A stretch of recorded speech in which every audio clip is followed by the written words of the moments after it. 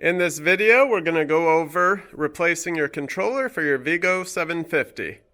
To do that, we'll need a couple Allens, a small flathead screwdriver, a crank removal tool. You may be able to get away with not needing that, but it is better to have that. And then a little side cutter for cutting zip ties. And then our kit includes the new pedal assist sensor, the controller, and the new LCD. First off, to remove the old LCD, you're going to need a 2.5 and 3 millimeter Allens.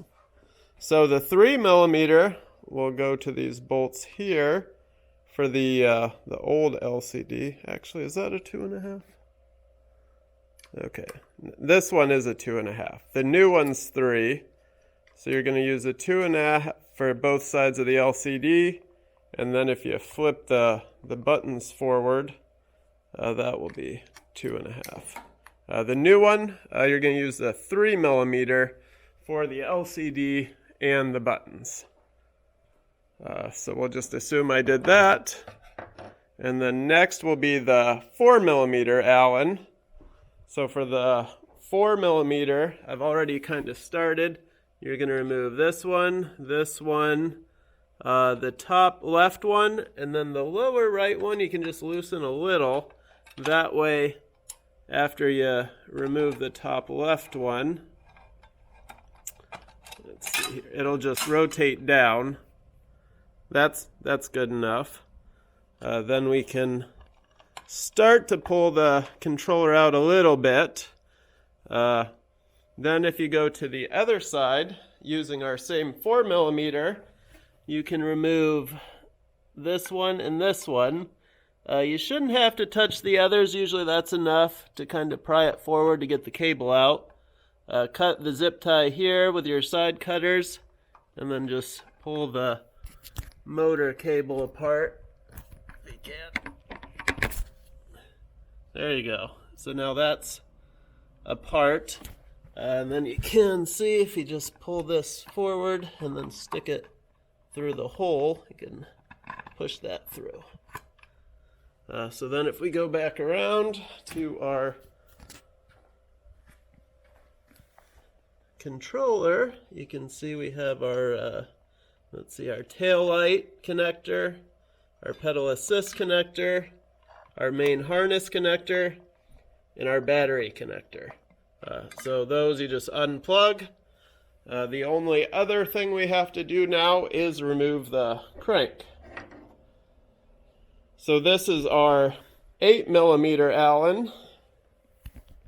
So if we look here, make sure you can see it. Hold your crank arm. Use your Allen here. Now,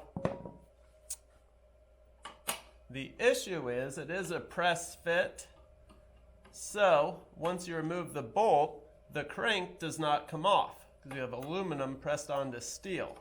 That way it doesn't wobble. So after doing that, this will not come off. One thing you can do is just ride the bike, stand on the pedals. If you ride around the block, it might wiggle off. If you want to do it the professional way, use what's called a crank removal tool. So unscrew the inner part and then thread the outer part into your crank arm. And then the one other tool you'll need, I forgot to mention, is a crescent wrench to turn the inner part, which will pull the crank off.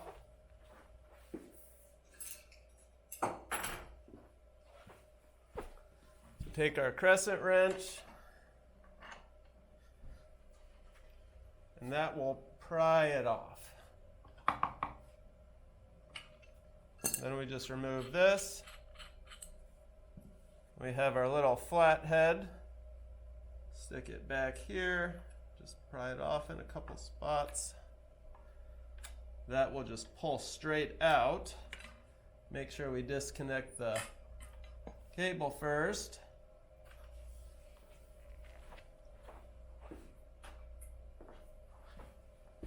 Then to put on our new pedal assist sensor, just angle it towards our hole here for the wire.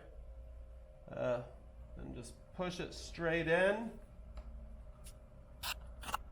If you look, our little slots will go into the bottom bracket, so that's what keeps the outside from rotating. So once we push that in, I'd have to rotate it a little to get it to align with the bottom bracket on the inside. So that way the outer part's fixed and the inside moves. That's what takes our measurement. Then our cable will come through the hole here. So now we can pull apart our battery. Make sure you do remove your battery first. You don't want to short anything out with your power wires here. Unplug your light, then the harness. So now we remove the old controller.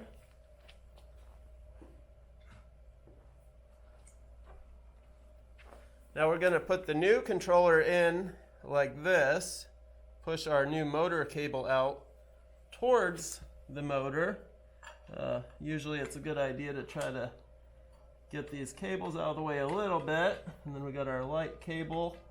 You can kind of put all these above the rear brake cable to get them out of the way.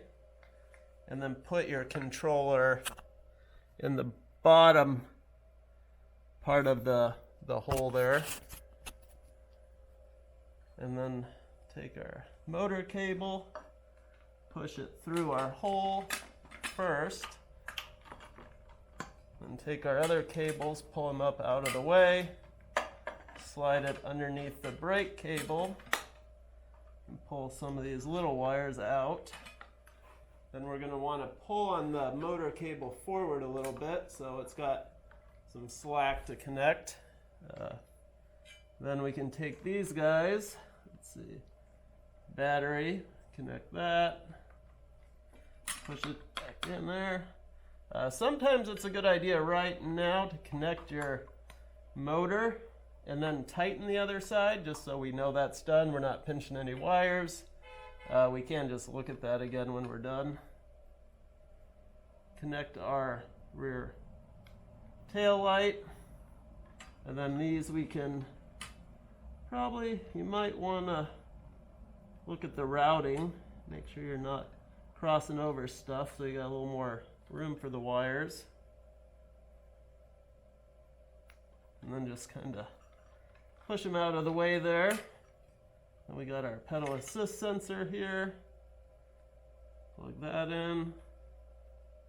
Make sure it clicks so it's nice and tight. And then our harness here. And then that's pretty much it. One trick I use is when the wires are in there, just kind of rotate it up like this so you know everything's in there tight, you're not squeezing it. Make sure your rear cable's in the slot. If that comes undone, you can just zip tie that instead if you like. Got our bolts. And then when you tighten it, just make sure there's no wires sticking in the edges. So kind of look in, tighten all those down. And then if you go to the other side and look at our cable here, give yourself a little slack. Take the end cover off this guy, plug these back in together, and then you're going to want to zip tie and then tighten these two bolts. The only other thing you want to do after you do reinstall the crank, make sure you're 180 to the other crank. You can install it in 90-degree increments, so make sure that's correct. And then probably put a little blue Loctite on the bolt if you can. And then tighten this one back down to about 20 to 25 foot-pounds. If you don't have a torque wrench, you're going to want to tighten it down quite a bit. Don't just use a little small Allen. If you use something bigger like this and really crank on it, usually that's good enough. And then I definitely recommend checking this again after 2 or 3 rides. From pedaling and putting your weight on it, it might come loose a little bit. So you're going to want to tighten this one down again after 2 rides. That's it. If you have any questions, leave them in the comments, and hopefully the install goes smoothly. Thank you.